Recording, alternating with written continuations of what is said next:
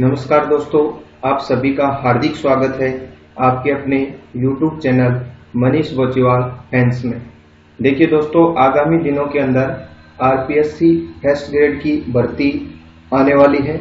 RPSC में geography विषय से संबंधित जो भी हमारे चैप्टर रहेंगे उस पे हम अध्ययन करेंगे। सबसे पहले हम कक्षा 7 के भूगोल से स्टार्ट करेंगे। इससे हम बेसिक जानने की कोशिश करेंगे कि भूगोल में जो हमारे आरपीएससी फर्स्ट ग्रेड में जो विषय चलते हैं, जो भी प्रश्न हमसे पूछे जाते हैं, उनके बेसिक के बारे में अध्ययन करेंगे। तो आज का हमारा पहला चैप्टर है हमारी पृथ्वी के अंदर, यानी कि हमारी पृथ्वी के अंदर क्या क्या है। हमारी पृथ्वी एक गतिशील ग्रह है। कैसा ग्रह है? गतिशील ग्रह है। इसके अंदर और बाहर निरंतर परिवर्तन होते रहते हैं। पृथ्वी के अंदर और बाहर जो है वो निरंतर परिवर्तन होते रहते हैं। पृथ्वी का आंतरिक भाग कैसा है? पृथ्वी अंदर से कैसी है? पृथ्वी की अगर हम बात करें तो पृथ्वी को 3 भागों में बांटा गया है। पहला बांटा गया है प्रॉपर्टी, दूसरा है मेंटल, तीसरा है करोड़। तो पृथ्वी की सतह की सबसे ऊपरी परत जो होती है उसको हम प्रॉपर्टी कहते हैं। जो पृथ्वी की सबसे ऊपरी परत है उसको प्रॉपर्टी कहते हैं। और प्रॉपर्टी सबसे पतली परत होती है। प्रॉपर्टी की महाद्वीपों पर मोटाई 35 किलोमीटर होती है और समुद्री सतह पर इसकी मोटाई 5 किलोमीटर तक होती है। महाद्वीपों की प्रॉपर्टी मुख्य रूप से सिलिका और एल्यूमिना जैसे खनिजों से बनी है। महाद्वीपों की जो प्रॉपर्टी है वो मुख्य रूप से सिलिका और एल्यूमिना से बनी है, इसलिए इसे सियाल कहते हैं। सी का मतलब होता है सिलिका और एल का मतलब होता है एल्यूमिना, यानी कि महाद्वीपों की जो प्रॉपर्टी है वो सिलिका और एल्यूमिना से बनी हुई है और इसे सियाल कहते हैं। सी का मतलब होता है सिलिका और एल का मतलब होता है एल्यूमिना। महासागरों की जो प्रॉपर्टी है वो मुख्य रूप से सिलिका व मैग्नीशियम से बनी है। सिलिका व मैग्नीशियम से बनी है, इसलिए इसे सीमे कहते हैं। SIME सीमे कहते हैं। सी का मतलब होता है सिलिका तथा में का मतलब होता है मैग्नीशियम। अगर महाद्वीपों की प्रॉपर्टी की बात की जाए तो सिलिका और एल्यूमिनियम से बनी है और महासागर की प्रॉपर्टी की बात करें तो सिलिका और मैग्नीशियम से बनी है। प्रॉपर्टी के नीचे मेंटल होता है। प्रॉपर्टी के नीचे दूसरी परत जो होती है वो मेंटल की होती है। मेंटल जो है वो 2900 किलोमीटर की गहराई तक फैला हुआ है। इसके सबसे आंतरिक भाग में करोड़ परत है। सबसे आंतरिक भाग में करोड़ परत है। सबसे पहले हमने पढ़ी प्रॉपर्टी के बाद में दूसरी परत जो है वो मेंटल होती है, जो 2900 किलोमीटर तक फैली हुई होती है। और तीसरी जो परत होती है वो होती है करोड़। मेंटल की जो गहराई है वो 2900 किलोमीटर है। प्रॉपर्टी की अगर बात करें तो ये सबसे पतली परत होती है। महाद्वीपों पर ये 35 किलोमीटर तक मोटी होती है और समुद्री सतह पर ये 5 किलोमीटर तक होती है। करोड़ की जो त्रिज्या होती है वो 3500 किलोमीटर तक है। करोड़ मुख्य रूप से निकल व लोहे की बनी होती है, इसलिए इसे निफे कहते हैं। करोड़ जो है वो निकल और लोहे की बनी होती है, इसलिए इसे निफे कहते हैं। नी का मतलब होता है निकल और फे का मतलब होता है फेरस। केंद्रीय जो करोड़ होता है, तापमान और दाब जो है वो काफी उच्च होता है। करोड़ जो होता है उसका केंद्र के भाग में जो है वो तापमान और दाब काफी उच्च होता है। विश्व की अगर सबसे गहरी खान की बात करें तो विश्व की सबसे गहरी खान दक्षिणी अफ्रीका में स्थित है, जिसकी गहराई 4 किलोमीटर है। विश्व की सबसे गहरी खान दक्षिणी अफ्रीका में है, इसकी गहराई जो है वो 4 किलोमीटर है। पृथ्वी के केंद्र तक पहुंचने के लिए, यदि हमें पृथ्वी के केंद्र में हमें पहुंचना है, जो एक असंभव कार्य है पृथ्वी के केंद्र तक पहुंचना, तो हमें समुद्र की सतह पे 6000 किलोमीटर तक गहराई तक जो हमें खोदना होगा, उसके बाद ही हम पृथ्वी के केंद्र तक पहुंच पाएंगे। हमने पृथ्वी को 3 भागों में बांटा, प्रॉपर्टी, मेंटल और करोड़। पृथ्वी के आयतन का प्रॉपर्टी जो है वो 1% हिस्सा है और मेंटल 84% हिस्से पर है और 15% हिस्सा जो है वो क्या है, करोड़ है। पृथ्वी की जो 3 परतें हैं, प्रॉपर्टी, मेंटल और करोड़। प्रॉपर्टी 1% है, 84% मेंटल है, 15% हिस्सा जो है वो करोड़ है। पृथ्वी की त्रिज्या की अगर बात करें तो पृथ्वी की त्रिज्या जो है वो 6371 किलोमीटर है। अब बात करेंगे हम सेल एवं खनिज की। तो पृथ्वी की प्रकृति अनेक प्रकार के सेलों से बनी हुई है। पृथ्वी की जो प्रॉपर्टी हमें दिखाई देती है, जो सबसे ऊपरी परत है, सबसे पतली परत है, ये अनेक प्रकार की सेलों से बनी हुई है। पृथ्वी की प्रॉपर्टी बनाने वाले जो खनिज पदार्थ हैं या जो प्राकृतिक पिंड हैं, इनको हम क्या कहते हैं, सेल कहते हैं। प्रॉपर्टी का जिन खनिज पदार्थों से या प्राकृतिक पिंडों से इसका निर्माण हुआ है उसको हम सेल कहते हैं। सेल मुख्य रूप से 3 प्रकार के होते हैं। सेल जो है वो कितने प्रकार के होते हैं, 3 प्रकार के होते हैं। पहला है आगन्य सेल। आगन्य सेल जो है वो एक इग्नियस शब्द है, इससे बना है, और इग्नियस जो है वो लैटिन भाषा का शब्द है और इस शब्द का शाब्दिक अर्थ होता है अग्नि। इस शब्द का शाब्दिक अर्थ होता है अग्नि। दूसरी सेल का नाम है अवसादी सेल, जो सेडिमेंट्री शब्द से बना है। ये भी सेडिमेंट्री भी एक लैटिन भाषा का शब्द है और जिसका अर्थ है स्थिर।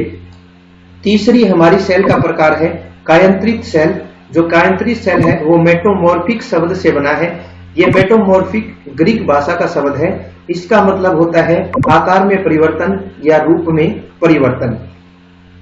आगन्य सेल को हम प्राथमिक सेल भी कहते हैं। आगन्य जो सेल है इसको प्राथमिक सेल भी कहते हैं, क्योंकि पृथ्वी पर सबसे पहले इन्हीं सेलों का निर्माण होता है। आगन्य सेल की बात करें तो आगन्य सेल भी जो है वो 2 प्रकार की होती है। पहली है अंतर्भेदी आगन्य सेल और दूसरी है बहिर्भेदी आगन्य सेल। अब इनके बारे में बात करेंगे कि अंतर्भेदी आगन्य सेल किसे कहते हैं, बहिर्भेदी आगन्य सेल किसे कहते हैं। जब द्रवित लावा पृथ्वी की सतह पर आता है और ठंडा होकर ठोस बन जाता है तो प्रॉपर्टी पर इस प्रकार की जो सेलें बनती हैं उसे बहिर्भेदी सेल कहते हैं। और जो बहिर्भेदी सेल है ये इसकी संरचना जो है वो बहुत महीन दानों वाली होती है और इसका अच्छा उदाहरण जो है वो क्या है, बेसाल्ट है।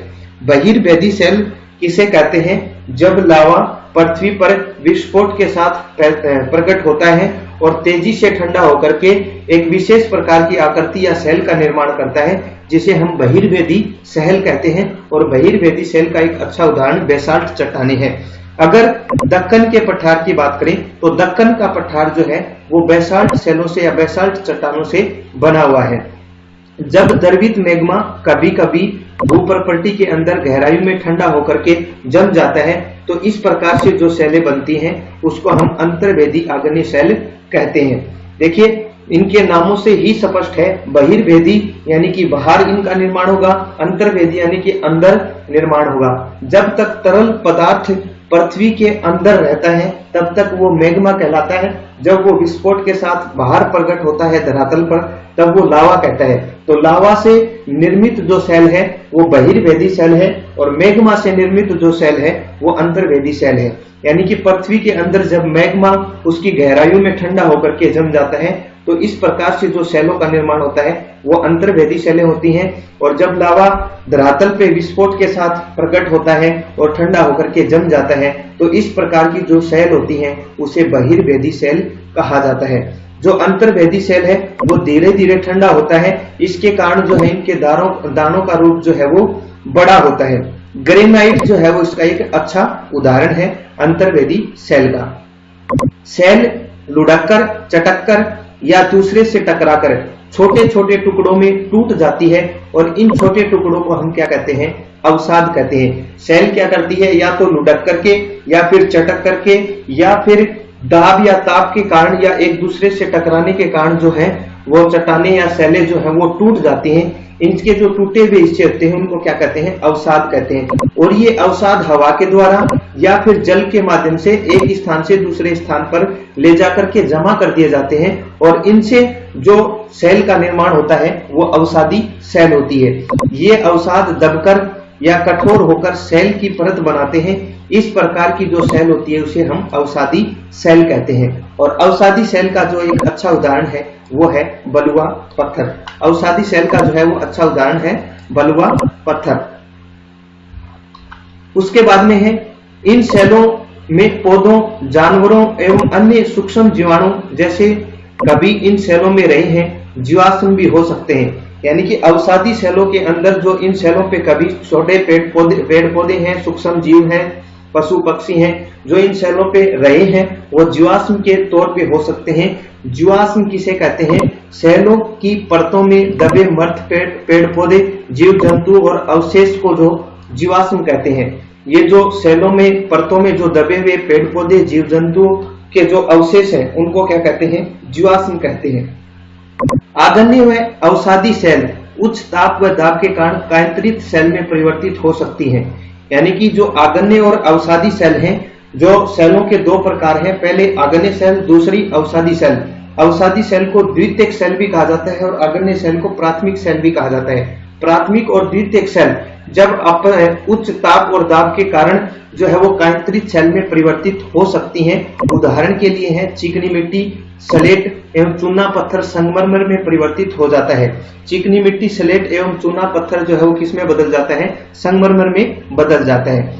निश्चित दशाओं में एक प्रकार की सेल चक्रीय तरीके से एक दूसरे में परिवर्तित होती रहती हैं। इसे हम क्या कहते हैं? इस परिवर्तन को हम सेल चक्र कहते हैं। यानी कि आगन्य सेल से जो है वो अवसादी सेल का निर्माण होता है और आगन्य और अवसादी सेलों से कायांतरित सेल का निर्माण होता है और इस प्रकार से ये चक्कर जो है वो चलता रहता है, इसलिए हम इसे सेल चक्र कहते हैं। द्रवित मैग्मा ठंडा होकर ठोस आगन्य सेल बन जाता है। जब द्रवित मैग्मा ठंडा होकर के जो है वो ठोस आगन्य सेल का निर्माण करता है, ये आगन्य सेल छोटे छोटे टुकड़े टूटकर एक दूसरे से स्थानांतरित हो जाते हैं और अवसादी सेलों का निर्माण हो जाता है। यानी कि आगन्य सेल जो है वो टूट करके एक स्थान से दूसरे स्थान पर स्थानांतरित हो जाता है और धीरे धीरे जो है वो अवसादी सेलों का निर्माण हो जाता है। ताप व दाब के कारण कायांतरित सेल पुनः पिघलकर, जब ताप और दाब अधिक हो जाता है तो कायांतरित सेल जो है वो दोबारा से पिघलती है और वापस से द्रवित मैग्मा बन जाती है। जब द्रवित मैग्मा वापस पृथ्वी की गहराई में ठंडा होकर के जम जाता है तो पुनः से जो है वो आगन्य सेल का निर्माण हो जाता है। इसी प्रक्रिया को हम क्या कहते हैं? सेल चक्र कहते हैं। धन्यवाद दोस्तों, फिर मिलेंगे एक नेक्स्ट वीडियो के साथ। तब तक अगर आपने हमारा चैनल सब्सक्राइब नहीं किया है और इसी तरह के वीडियो पाना चाहते हैं तो तुरंत हमारे चैनल को सब्सक्राइब करें, अपने दोस्तों के साथ ज्यादा से ज्यादा शेयर करें ताकि आपके दोस्त भी इन वीडियो का फर्स्ट ग्रेड के रूप में फायदा उठा सकें। और अगर इसकी पीडीएफ आपको चाहिए तो आप हमारे डिस्क्रिप्शन बॉक्स से टेलीग्राम चैनल से जुड़िए और टेलीग्राम चैनल में आपको इसकी पीडीएफ उपलब्ध करवा दी जाएगी। फिर मिलेंगे नेक्स्ट वीडियो में, तब तक के लिए जय हिंद, जय भारत।